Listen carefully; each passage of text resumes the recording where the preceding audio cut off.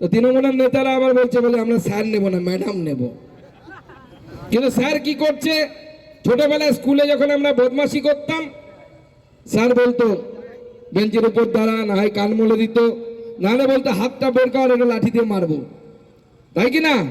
দুষ্টু ছাত্রছাত্রী থেকে করতে। এখন আর স্কুলে হয় না, এখন স্কুলে মারলে পরে বাবা মা দৌড়ে চলে যায় যে আয় আমার ছেলেকে মেরেছেন কেন, আমার মেয়েকে মেরেছেন কেন। কিন্তু তখন হতো দুষ্টুদেরকে একটু ঠিক করার জন্য স্যার আসতো, স্যার একটু লাঠিও দিত। এখন ইলেকশন কমিশন এসছে স্যার হয়ে তৃণমূল কংগ্রেসের কান ডলা দিতে, তাই তৃণমূল কংগ্রেস লাফাচ্ছে, তিরিবিরি করে লাফাচ্ছে।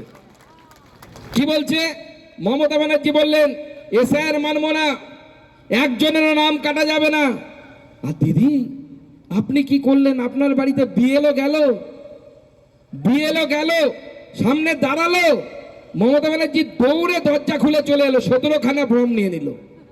শুধু ফর্ম না, আমার তো মনে ছিল তখন ব্যাকগ্রাউন্ডে মিউজিক বাজছে, মেরা পিয়া ঘর আয়া ও রামজি, মেরা পিয়া ঘর আয়া ও রামজি। মুখ্যমন্ত্রী দৌড়াচ্ছেন ফর্ম নেওয়ার জন্য। যখন পেপারে টেপারে ছেপে গেল, তখন মুখ্যমন্ত্রী বলছে না আমি নিজে ফর্ম নিইনি, আমার বাড়ির অমুক নিয়েছে তমুক নিয়েছে। কিন্তু নিয়েছেটা কে? আমাদের কাছে খবর 17খানা ফর্ম গেছে। এবং এই তৃণমূল কংগ্রেসকে আমরা যারা চিনি, হাড়ে হাড়ে চিনি, তারা জানি 17টার মধ্যে বেশ কয়েকটা ফর্ম মুখ্যমন্ত্রীর বাড়ির ফর্ম ফিল আপ করে জমাও পড়ে গেছে।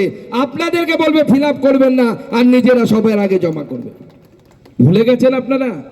যখন কোভিড এলো, যখন ভ্যাকসিন তৈরি এলো, তখন সবে সবে 21-এ নির্বাচন হয়েছে, ভ্যাকসিন যখন এলো দিদি বললেন মোদির ভ্যাকসিন, মোদির ভ্যাকসিন নিতে হবে না, এই ভ্যাকসিন নিলে শরীর খারাপ হবে, এক্সপেরিমেন্ট হয়নি, অমুক তমুক কত কথা বললেন।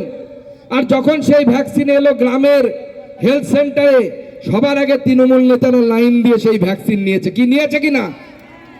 নিয়েছে কিনা? তাই আজকে যারা